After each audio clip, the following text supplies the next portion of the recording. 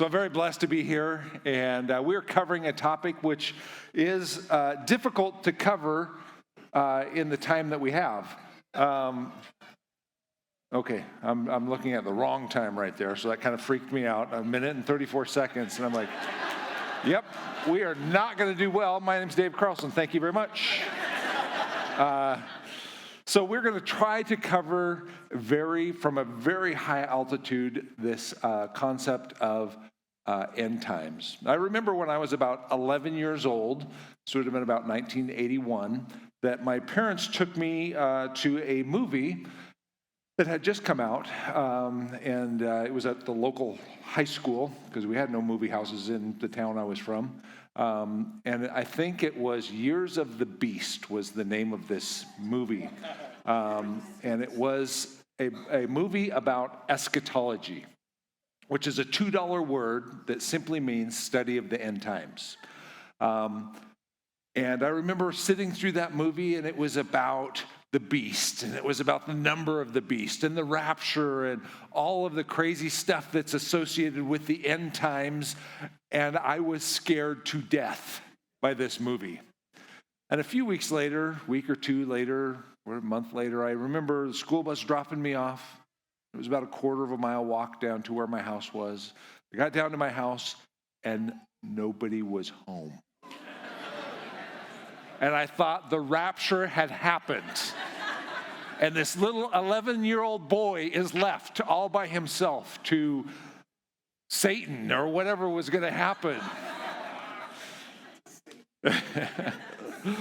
Our official statement as an eldership, and I didn't pull it up. I looked a little bit, but not too hard. But I am an elder, so I have a little bit of freedom in kind of telling you what our official statement is. Our official statement is Jesus is coming back at a time unknown to us. Fulfill the Great Commission until that time comes. It's kind of that simple. There's a lot of confusion. That is the clear statement that we have at the basic bottom line. Many of you are hoping that I'm going to tell you the date that Jesus is coming back, who the beast is, who is the Antichrist, what is the mark of the beast. You will be disappointed because I'm not going to tell you any of those things mainly because in my 49 years of life, I've watched other people tell me who they think those or when those dates are or what all is going to happen. And so far, none of those things have turned out to be true. So I would tell you I'm not all that smart, but I'm not quite that stupid either as to give you those kinds of things. I do want to preface this with a couple of things. I am a plumber in North Idaho. Come on. So I am not a theologian. This isn't what I do every single day is talk about the book of Revelation or these things. I am a student of the Word, and I have prepared a lot for this. But by the same token, just so you know, yesterday I loaded a tractor onto a trailer that only had 3 tires, and the steering column was disconnected. So how smart can that really be, right? We were successful. We did get it on there, but I won't say that it's smart. My wife sat over to the side watching me laughing, thinking this was quite funny. I also want you to know that a lot of what I'm going to share with you is not what I've come up with. I read commentaries. I read books. Believe it or not, I can read, even though I am from Idaho, a little town called Kamiah. And if all of those things fail, I even go to the ultimate authority, which is the internet, right? I'm just kidding. There is one book in particular, author by the name of Stephen Gregg wrote a book, 4 Views of Revelation, 4 Views, and that would be a great resource if you're interested further in this topic. And Stephen Gregg is somebody who I look up to. I'm not going to espouse a particular view. I'm going to go through this and not give you necessarily what my views are because it's not terribly important for you to know what my views are. It's important for you to study out the Bible for yourself and find out what God is stressing in your life. But I will later be presenting basically 4 views of Revelation, 4 ways to process that information.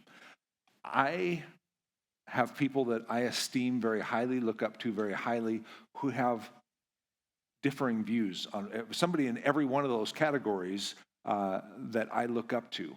So I'm not going to tell you what I believe, because I think that there's probably people a whole lot smarter than me who could give you a case that would totally destroy mine. So even though I do have a leaning, so there's certainly several places that we could go in the Bible if we want to study this concept of eschatology or end times. Certainly a lot of Old Testament books like Daniel, Ezekiel, Zechariah, Isaiah, several that you would go to look, and that would be resources. In the New Testament, you might go to the Olivet Discourse, which is found in Matthew, Mark, and Luke. But today, for our purposes right now, we're going to simply focus in on the book of Revelation. So let me give you just a little bit of background on what is the book of Revelation. And I guess first off, I'll point out that it is called the book of Revelation, not the book of Revelations. And that is a common mistake that people make, and it's a hard habit to break. And so, but I'm just pointing that out. The author is who I would, most commentators by and large would agree that the author of the book of Revelation is John the Apostle, the son of Zebedee, brother of James, the beloved disciple of Jesus.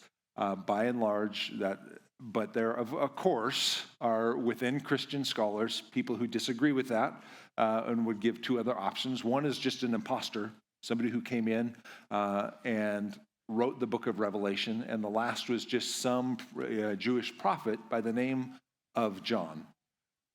I suppose it took John's disciple, this would be extra biblical. You wouldn't necessarily recognize, even if you were thoroughly familiar with the Bible, the name Polycarp, because Polycarp was John the Apostle's disciple, and then Irenaeus, who was Polycarp's disciple, and people around like Justin Martyr who knew John and said, yeah, John the Apostle, yes, this one wrote the book of Revelation.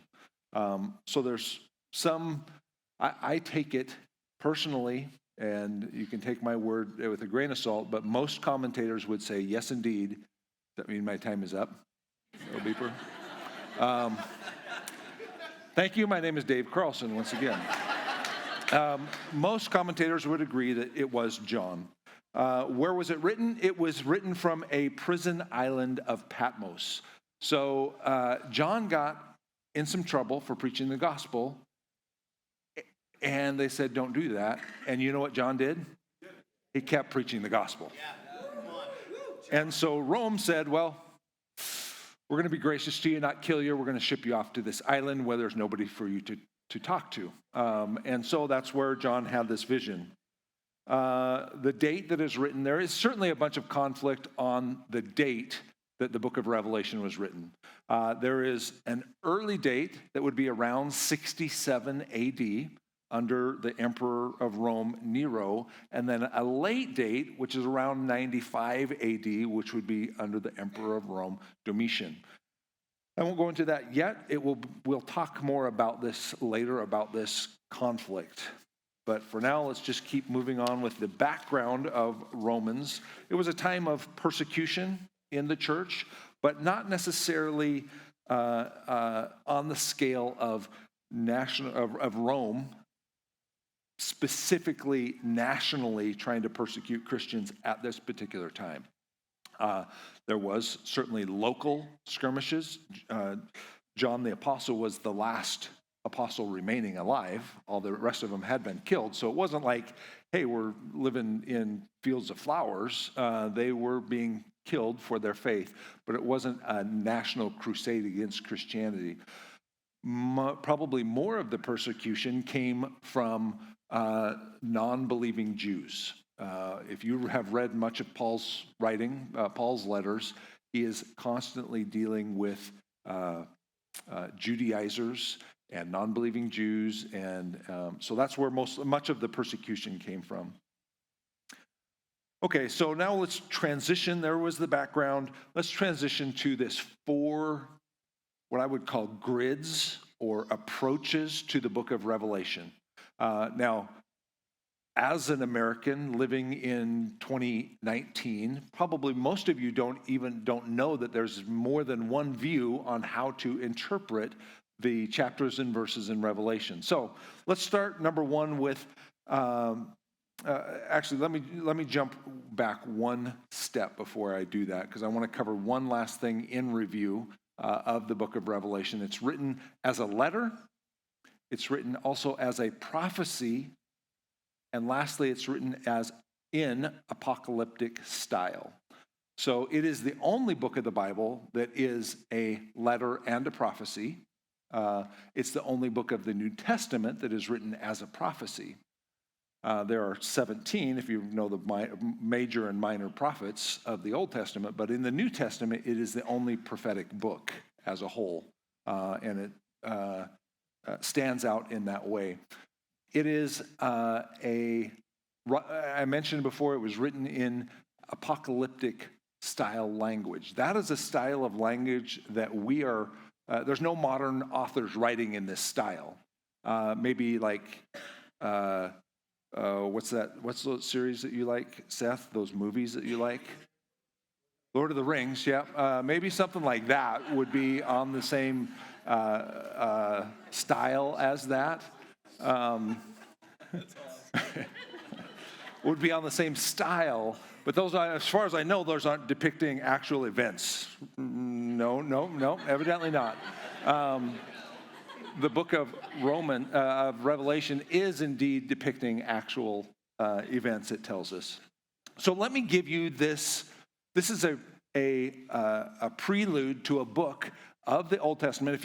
Most of you hopefully read the Old Testament books. This is I'll give you this little clue. It's a historical narrative, this book that we're getting ready to read the prelude to. And so by reading this prelude, which is simply a description of the book, you should easily be able to tell me what Old Testament book of the Bible this is. And if you've been in one of obviously Saturday or earlier Sunday, please don't make me look like an idiot.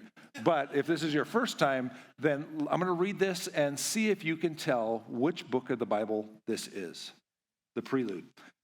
And this was his dream. Behold, noise and confusion, thunders and earthquakes, tumult upon the earth. And behold, 2 great dragons came forward, both ready to fight, and they roared terribly. And at their roaring, every nation prepared for war to fight against the nation of the righteous. And behold, a day of darkness and gloom, tribulation and distress, affliction and great tumult upon the earth. And the whole righteous nation was troubled. They feared the evils that threatened them and were ready to perish. Then they cried to God, and from their cry, as though through a tiny spring, there came a great river with abundant water. Light came, and the sun rose, and the lowly were exalted and consumed, those held in honor. So who has a guess for me what book of the Old Testament that is the prelude to? I mean, it just described the events of the book right there, so you should easily be able to tell me what book of the Bible that was. No guesses in this service. At least there were some, yes. Very good guess. Very good guess. It's not right, but it is a very good guess. So there were some, Daniel, there were many of them. And so you had 39 options and nobody would guess the right one. It is the book of Esther. Actually, if you've ever written the book, if you've ever written the book, then I want to meet you. If you've ever read the book of Esther, you know that it is a wonderful story that sounds nothing like what this says. This is written in, the reason I read this is it's written in this style of writing that is unfamiliar to us necessarily in descriptiveness. We like facts. We like it to be literary. We like it, and this is not in that style.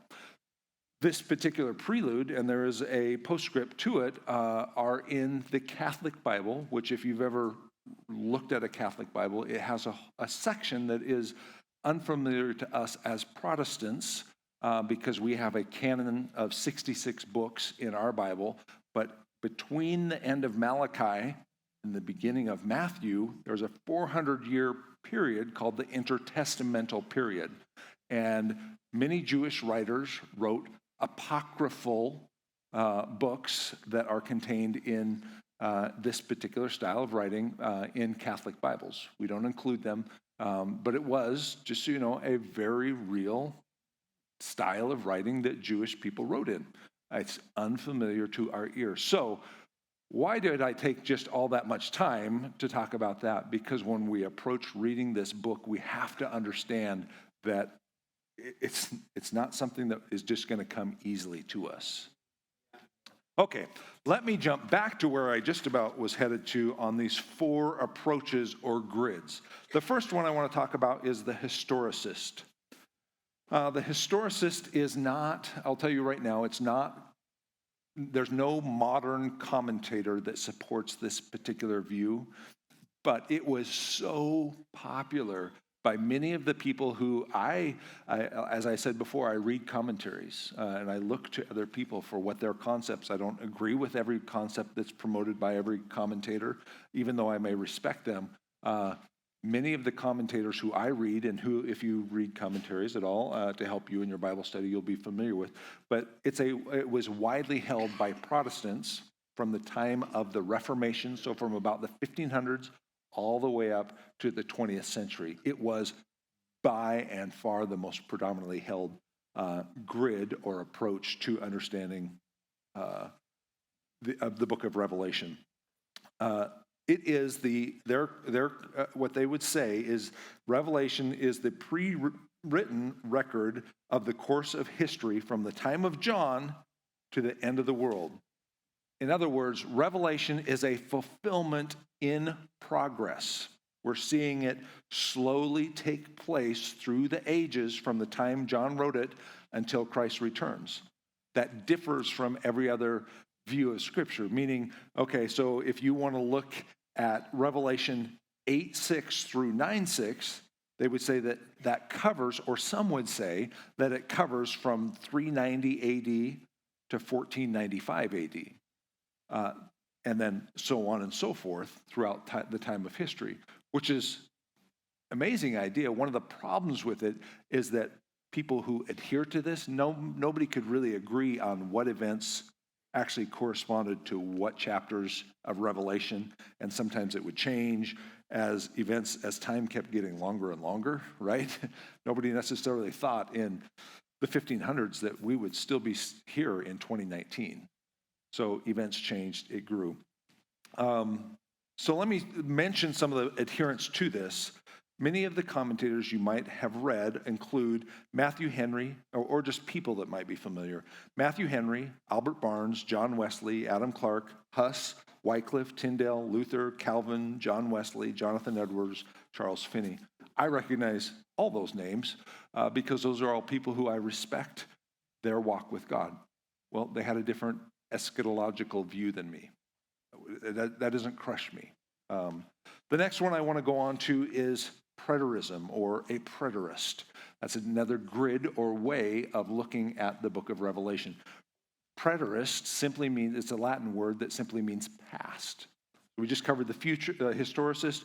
Now it's the preterist. The preterist would say that the fulfillment of most of Revelation prophecies have already occurred in the past. Preterism pastus, that they occurred in AD 70 with the destruction of Jerusalem. So you may or may not be familiar with that history, that in about 66 AD, the Jewish wars began. There began to be revolts among Jewish zealots that began to rise up against Rome's authority over them. That did not end well for the Jewish people, unfortunately. It is estimated in that AD 70, when Jerusalem was destroyed, that as many as 1 million Jewish people were killed. So it was really the Holocaust of that time. Many preterists would say that that is what the book of Revelation was talking about. But in order for that to be true, for it to be a prophecy looking forward, it had to be written in about 67. You see what I mean when I say that those early dates and last dates are important? Preterism rises and falls on an early date because Revelation says it's a prophecy. It's looking forward. It wouldn't be that cool if John wrote this prophecy actually in 95, looking back at something that happened in 80, 70. There are some things that that really support this particular view. One of them is that when you read Revelation 22:20, says, "He which testifieth these things saith, Surely I come quickly. Amen. Even so, come, Lord Jesus." And there's several references. If you read the book of Revelation, there's several references to these things that are going to happen immediately. Some of you won't pass away until these things happen. It would be a very cruel joke if we were here in Coeur d'Alene, Idaho at this church service and we were suffering persecution and people were being martyred and so on and so forth, for a prophecy to come forth and say, hey, these are the things, these things are going to happen quickly and so on and so forth, and then it actually not pertain to any of you, but it actually pertained to people 2,000 years later, right? Wow. That would be difficult to so that has this in its favor. The biggest thing I would say that it has, one other thing it has in its favor is there was a Jewish historian named Josephus, and Josephus was not a Christian. He would have no occasion to read the book of Revelation, and he describes, as a historian, this AD 70, the destruction of Jerusalem. And you can go through and make some similarities. There's some things that you kind of go, wow, Josephus says this, John says this. One of these things is John, in the book of Revelation, says that there's going to be 100-pound hailstones that rain down. Josephus talks about this siege on Jerusalem with 100, he calls them a talent, which equals 100 pounds, rocks that are catapulted over the wall by the Romans to destroy Jerusalem, that were white. These rocks were white that they threw over. So there's just some interesting parallels that the reason I share those things, because if you've never heard that, you're kind of like, if this preterist view, you're kind of like, oh, this can't be true. Well, there's legitimately people who are honest, sincere, pious followers of Jesus Christ who hold this view. And it's not just that they pulled it out of a hat somewhere. There's reasons why they might hold this view. The next of the four, the third one I want to talk about is the futurist view. And by far, the futurist view is the one that most of America in 2019, or since I was a child, since probably the 21st century, have been exposed to. In fact, you probably don't know that there was even another view outside of this one. It is the idea that the majority of the prophecies found in the book of Revelation have not been fulfilled and are awaiting future fulfillment. Everything after chapter 4 applies to a short period of time that will occur just before the return of Christ. Does that one sound familiar to some of you? That does to me. I mean, that's the one I've been exposed to my entire life. At this point in time, most commentators would support this by and large, that this futurism is what the book of Revelation is talking about. So I'll just let you know that right up front. If you're just going by a survey of commentators, they would support this one by and far. They are the ones that would take the book of Revelation the most literal. They would say, and even futurists know that there are parts of Revelation that are difficult to understand, that are very imagery driven. You don't just see that many locusts that are going around with the tail of a scorpion. There's something else going on here that are led by a king. The one thing that is said against it is that it is maybe the most negative of all of the views, that the world is getting worse and worse and worse and worse, and the church will be raptured out if just before the tribulation happens. And so all we need to do as Christians is just hang on, get a bunch of guns, a bunch of bullets, get a place to bug out to, and hang on until the rapture happens, and to hell with the earth, right? That would be the negative, very, very negatively depicted view of that. I would hope that if you are a futurist, you would not hold that view in the least bit.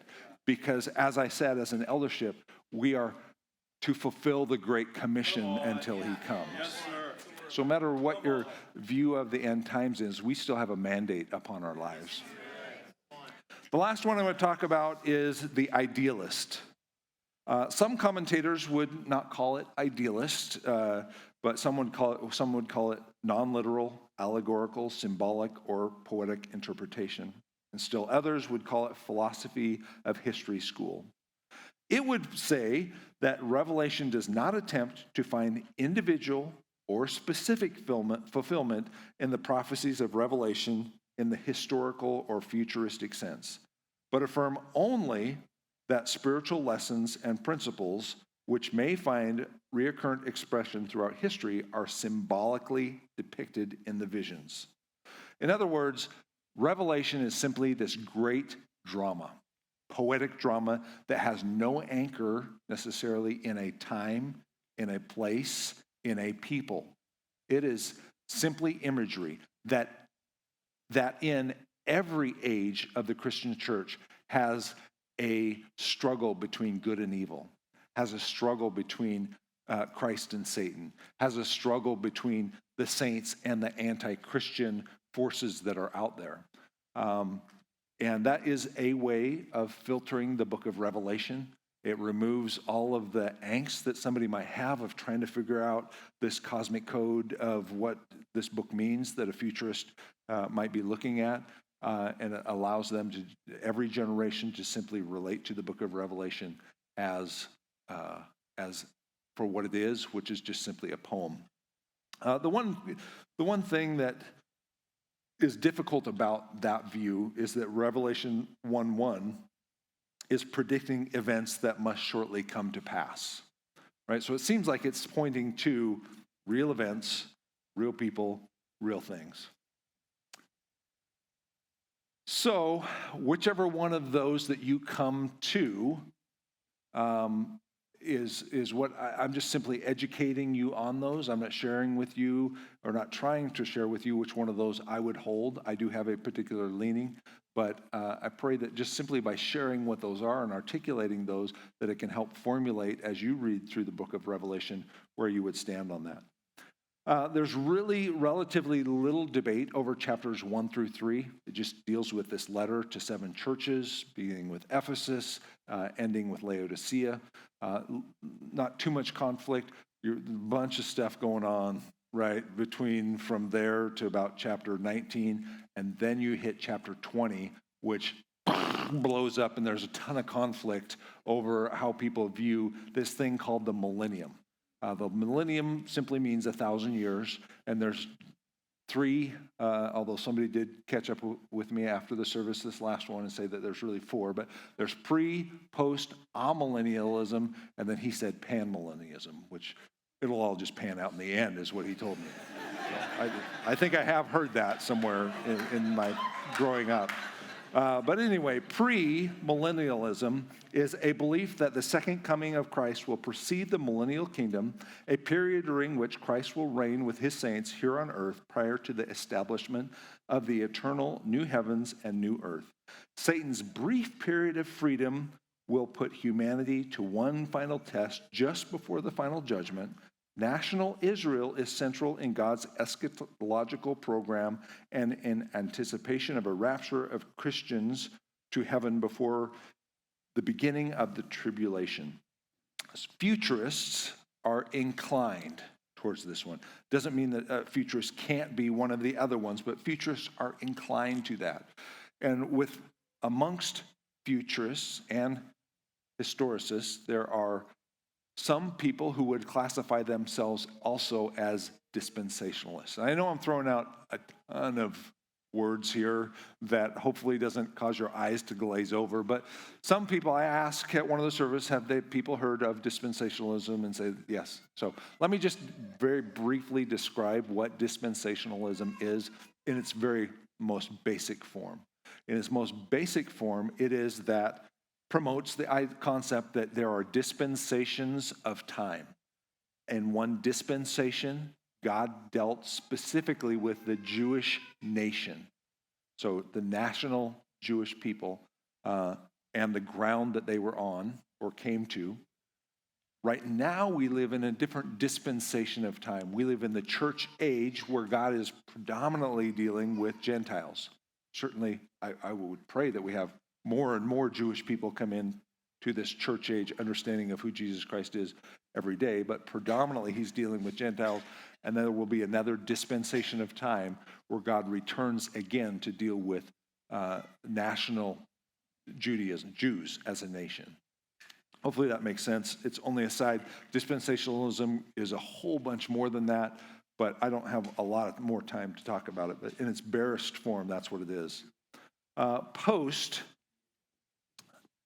Postmillennialism.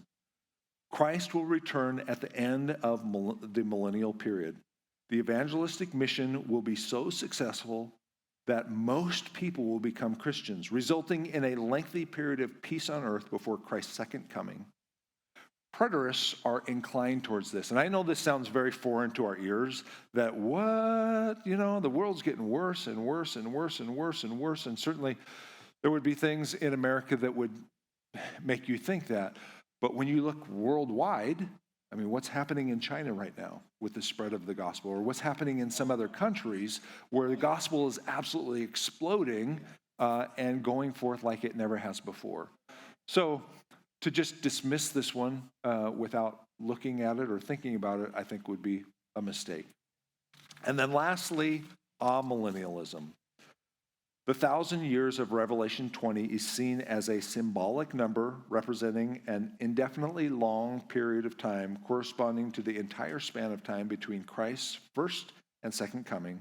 This span of time is referred to as the church age. Most aspects of Revelation are taken as symbolic. The binding of Satan happened at the cross. The reign of the saints is the present age. The loosening of Satan is a final period of deception coming on the world in the end of this age. The fire from heaven that devours the wicked is the second coming of Christ. So rarely futurists hold this view, but any of the other ones can hold this view. But it sounds very much like the idealist, right? I mean, with all this kind of this, it's symbolic, it's all these things, but that is amillennialism. Let me give you, in the last moments here as I'm beginning to close down, just a couple of helpful hints as you read the book of Revelation. The first one is looking at numbers. Now, not every American is this way, but a lot of Americans want numbers to add up to certain things, right? I mean, 2 + 2 = 4 every time. In the book of Revelation, because it's in this different style of language, we have to twist our mind just a little bit to understand that, like say the number 7, which is all through the book of Revelation. There's 7 everything's in the book of 7 thunders, 7 bowls, 7 lamps, 7 everything in the book of Revelation is like 7 just about. Remember how many days it took in the beginning. So first mentions is oftentimes very important. There were 7 days. God created the earth in 6 days and rested on the 7th. So oftentimes as a result of that, we look at the number 7, or the Bible looks at it as the number 7 as a number of completeness or perfection. Numbers can simply represent concepts more than simply statistical data for us to look at. The number 1/3 doesn't, and 1/3 comes up a lot in Revelation, doesn't have to mean it equals exactly 1/3, 33.33333 out to whatever decimal you want to take that to. It doesn't necessarily mean that that's what it is. 12, again, and multiples of 12 reoccur oftentimes, 144,000. So is it really 144,000? And I know a lot of people, if you're familiar with the book of Revelation at all, it could mean a concept, could mean 1,000 years, could mean a symbol. We just talked about millennium.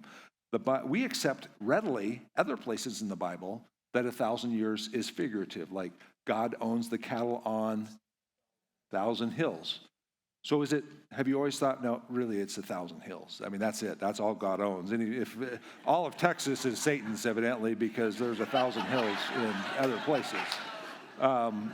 No, we don't really look at it like that. We see it as figurative. We see it as, but all of a sudden in the book of Revelation, it has to be literal. It's got to be this. And I would cosmic disruptions, I would also, the reason I read the prelude to Esther is because there's these tribulations and, good catch, tribulations and tumults and all these amazing things that are happening.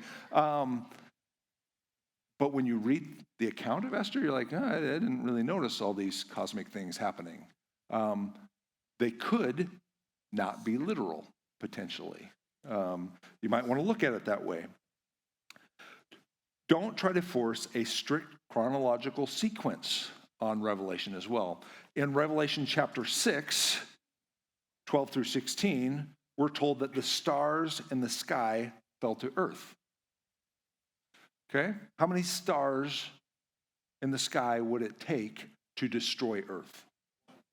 Yeah, less than one. Like a large asteroid could destroy us. So here we're told that these stars of the sky fell to earth. And then later on in the story, in 7:3, the 4 angels are told not to harm the land or the sea or the trees until we put a seal on the foreheads of the servant of God. What trees? What land? If the star already hit.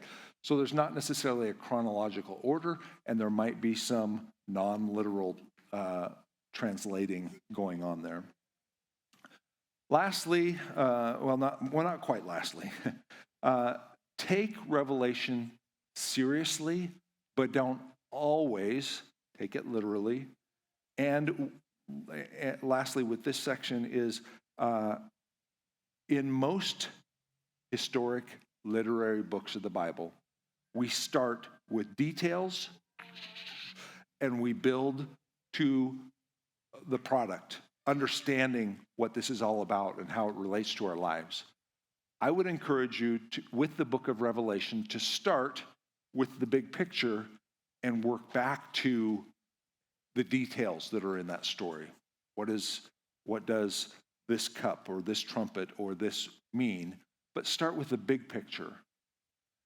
And one of the big picture images that is in the book of Revelation is, if you've ever read it, you know that John hears something, hears one thing, and when he turns to look, he sees something completely different. What he sees is the lamb that was slain. I don't know if you have, I pray that you have people in your life that you would be willing to walk into a fire for, that you would be willing to die for. I have 3 daughters who I've told since the time they were little that I would die in a heartbeat for you. I love you so much that I would walk into fire for you. There's a lamb that was slain that felt the same way about you, that had that same fierce love, that said, I would walk into fire for you. I care so much about you. God chooses in the book of Revelation to give us a big picture of himself, not as the roaring lion or although he is all those things, understand, but he chooses to depict themselves when we look at him as a lamb that was slain, someone who sacrificed for us. There's several ways to look at the book of Revelation, and I do appreciate one quote from a German theologian. He was a Lutheran German theologian, and he said this very interesting thing.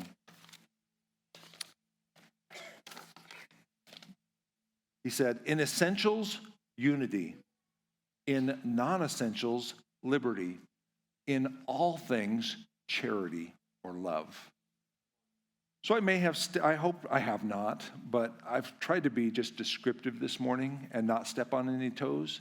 But I realize that in essentials, and when exactly you think some of these things are going to happen, I would not classify as essentials. I would call those non-essentials. And there is liberty in those things. But let's observe love in all things.